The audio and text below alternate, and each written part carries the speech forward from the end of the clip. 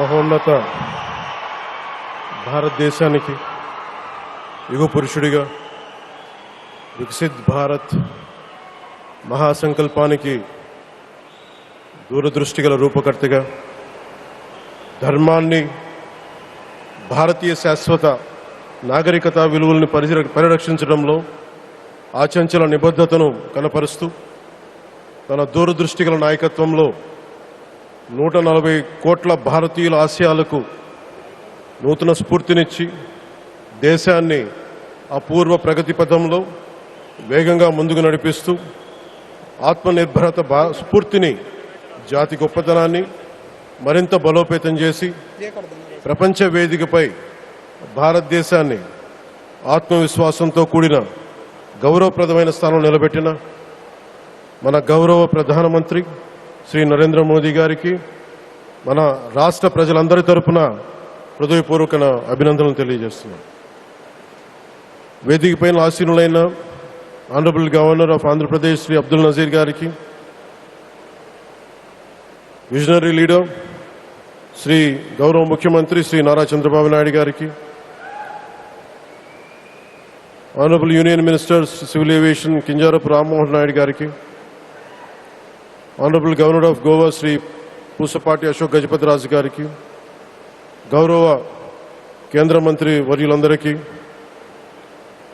సోదర సమానులు శ్రీ నారా లోకేష్ గారికి, ఈ కార్యక్రమానికి విచ్చేసిన గౌరవ మంత్రివర్యులు, పార్లమెంట్ సభ్యులు, శాసనమండలి సభ్యులు, శాసనసభ్యులు, విశిష్ట అతిథులు, ప్రజాప్రతినిధులు, ప్రభుత్వ అధికారులు, మీడియా మిత్రులకి అందరికీ, భారీ సంఖ్యలో విచ్చేసిన ప్రజలందరికీ, అలాగే ఈ వేడుకను వివిధ మాధ్యమాల ద్వారా వీక్షిస్తున్న ఆంధ్రప్రదేశ్ ప్రజలందరికీ, దేశ విదేశాల్లో ఉన్న భారతీయులందరికీ నా హృదయపూర్వక నమస్కారాలు తెలియజేస్తున్నాను.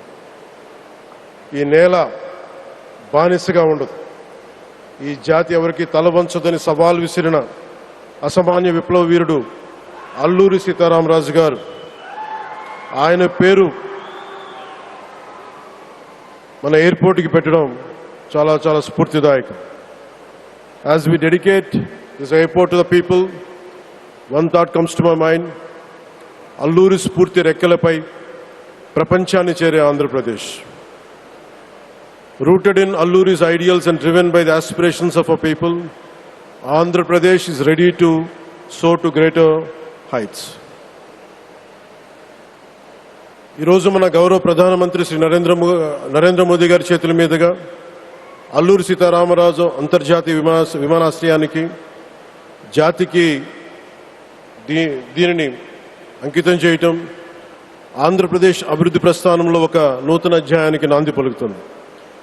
మోదీ గారి నాయకత్వంలో ఈరోజు 17,435 కోట్ల విలువైన అభివృద్ధి కార్యక్రమాలు ప్రజలకి అంకితం కావడం, అలాగే national highway projects, energy infrastructure ప్రాజెక్టులో ప్రారంభోత్సవాలు, శంకుస్థాపనలు జరగడం మన రాష్ట్ర అభివృద్ధిలో చాలా కీలకమైన ఘట్టం. ఈ ప్రాజెక్ట్స్ కనెక్టివిటీని బలోపేతం చేయడం కాదు, ఎనర్జీ సెక్యూరిటీని పెంచి ఇండస్ట్రియల్ గ్రోత్స్కి మరింత వేగాన్ని అందించి యువతకి ఉపాధి అవకాశాలు మెరుగుపరిచి ఆంధ్రప్రదేశ్ని మరింత వేగంగా అభివృద్ధి పదంలో ముందుకు నడిపిస్తాయి. ఒక దేశం కేవలం ప్రకటనలతో అభివృద్ధి చెందదు, ప్రజల కలల సాకారం అయ్యే మౌలిక సదుపాయాలతో అభివృద్ధి చెందుతుంది. So honourable Modiji, your vision of Viksit Bharat and Atmanirbhar Bharat is transforming the nation across every sector, from highways to railways, from ports to airports, from digital infrastructure to defense, manufacturing and renewable energy. చరిత్ర కేవలం మన నిర్మించిన కట్టడాలను మాత్రమే గుర్తుంచుకోదు, వాటి ద్వారా నిర్మితమైన భవిష్యత్తుని గుర్తుంచుకుంటుంది. ఈ విషయం మీ నాయకత్వంలో ఆంధ్రప్రదేశ్కి లభిస్తున్న అభివృద్ధిలో చాలా చాలా స్పష్టంగా కనిపిస్తాం. ఇదివరకే విశాఖపట్నంలో 2 లక్షల కోట్ల పైగా పెట్టుబడులు, అందులో ఎన్టీపీసీ గ్రీన్ హైడ్రోజన్ హబ్, జాతీయ రహదారులు, రైల్వే ప్రాజెక్టులు, అలాగే అమరావతి కోసం 50,000 కోట్ల పెట్టుబడులు, రాయలసీమ అభివృద్ధికి 13,400 కోట్ల ప్రాజెక్టులు మన రాష్ట్ర అభివృద్ధికి బలమైన పునాది వేస్తున్నాయి.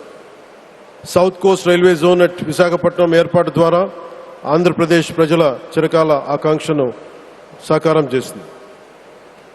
ఈ కార్యక్రమాలు మరిన్ని పెట్టుబడులు ఆకర్షించడంతో పాటు ప్రత్యక్షంగా పరోక్షంగా 20 లక్షల పైగా ఉపాధి అవకాశాలను సృష్టించి స్టేట్ ఇన్ఫ్రాస్ట్రక్చర్ని మరింత బలోపేతం చేస్తూ ఆర్థికాభివృద్ధికి మరింత బలాన్ని అందిస్తున్నారు.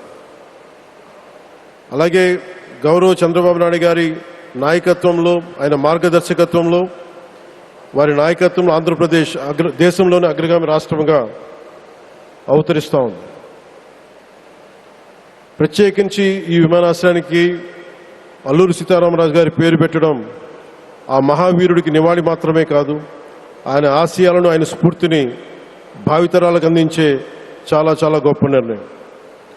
జి మల్లికార్జునరావు గారు, జిఎంఆర్, అందరూ ప్రేమగా పిలుచుకున్న జిఎంఆర్ గారు, వారు దీన్ని కట్టడం శ్రీకాకుళం జిల్లా నుంచి వచ్చి, రాజాం నుంచి వచ్చి శ్రీకాకుళం వెనుకబాటుతనానికి ఆయన కృషిని ట్రస్టుల ద్వారా అందిస్తూ ఆయన నేతృత్వంలో, ఆయన నాయకత్వంలో ఎయిర్పోర్ట్ నిర్మించడం మనందరికీ చాలా చాలా గర్వకారణం. ఈ సందర్భంగా మనందరం ఒక నిర్ణయం తీసుకోవాలి. పండ్లున్న చెట్టుకే రాళ్ళు వేస్తారంటారు. కష్టపడే కుటుంబ సభ్యుడు, తండ్రి కావచ్చు, పెద్ద కొడుకు కావచ్చు, అందరూ అతని మీద పడతారు. నువ్వు ఎక్కువ కష్టపడు, ఎక్కువ తిట్లు తింటావు. అలాంటిది మనం ఎలాంటి పరిస్థితుల నుంచి వచ్చాం? భారతదేశం ఒక పరిస్థితిలో బంగారాన్ని కూడా తాకట్టు పెట్టుకునే పరిస్థితి వచ్చింది. అలాంటి పరిస్థితుల నుంచి దశాబ్దం పైనుంచి మూడోసారి ప్రధానమంత్రిగా ఆయన ఈ రోజున మన దేశాన్ని నడిపిస్తూ ఉన్నారు. అలాంటి ప్రధానమంత్రిని చాలామంది ఆయన మీద మాట్లాడుతూ ఉంటే, ఆయన్ని అనకూడని మాట్లాడుతూ ఉంటే నా గుండె కదిలించేసింది, నా కన్నీళ్ళు వచ్చినాయి, బాధ వచ్చింది. దేశం కోసం కష్టపడే వారికి ఇవా చివరికి మనం ఇచ్చేదేం. కొత్త తరానికి ఏం తెలుసు? ఆయన పడ్డ కష్టం. ఒక్క రోజు కూడా సెలవు తీసుకోలేదు మన ప్రధానమంత్రి గారు. ఈరోజు పెట్టుబడులు వస్తున్నాయి మనకి, ఒక్కరోజు కూడా సెలవు తీసుకోలేదు. శత్రు దేశాలు, మన అభివృద్ధికి ఈర్ష్యపడే పశ్చిమ దేశాలు, వీటన్నిటినీ తట్టుకొని ఒకవైపు విదేశాల్లో ఉండే శత్రువులతో పోరాడాలి, దేశాన్ని అభివృద్ధి పదంలో తీసుకెళ్దామంటే అంతర్గత శత్రువులతో పోరాడాలి. అలాంటి వ్యక్తికి మనం ఇవ్వగలిగేది కేవలం మేమున్నాం మీ వెంట, మీ మీద మాట పడితే అది మా మీద పడ్డట్టే, అదే మనం వారికి ఇవ్వాల్సింది. నిజంగా ఆయన జంతర్ మంత్రులు అన్ని మాట్లాడుతూ ఉంటే నేను ఈ రోజున ప్రధానమంత్రి గారికి ఒకటే ఇస్తున్నాను, మిమ్మల్ని కొట్టే నాయకుడు లేడు ఈ భారతదేశంలో, రాబోడు. ఎందుకంటే మీరు పడ్డ శ్రమ, మీరు పడ్డ కష్టం ఎవరు తీసుకోలేరు. ఎన్ని బాధలు పడ్డా, ఎన్ని దెబ్బలు తిన్నా ఈరోజు మనం గర్వంగా చెప్పుకుంటున్నాం. మన ఉత్తరాంధ్రకి ఎయిర్పోర్ట్లు వచ్చినాయి, ఇన్ని లక్షల పెట్టుబడులు వచ్చింది ఆంధ్రప్రదేశ్కి.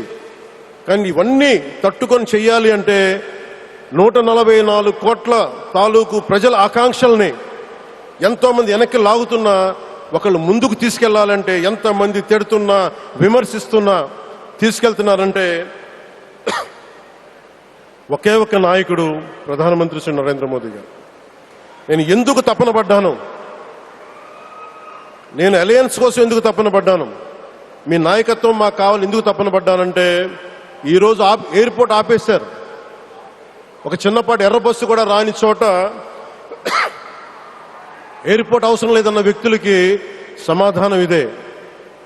ఇన్ని వేల మందికి ఇన్ని వేల కోట్ల పెట్టుబడి వచ్చింది అంటే ఆశీస్సులు కావాలంటే దేశం కోసం నిలబడే నాయకుడికి మన అండగా ఉంటే ఏం జరుగుద్ది అంటానికే ఈ భోగాపురం ఎయిర్పోర్ట్ ఈరోజు ప్రారంభోత్సవం నిలువెత్తు నిదర్శనం. ముఖ్యంగా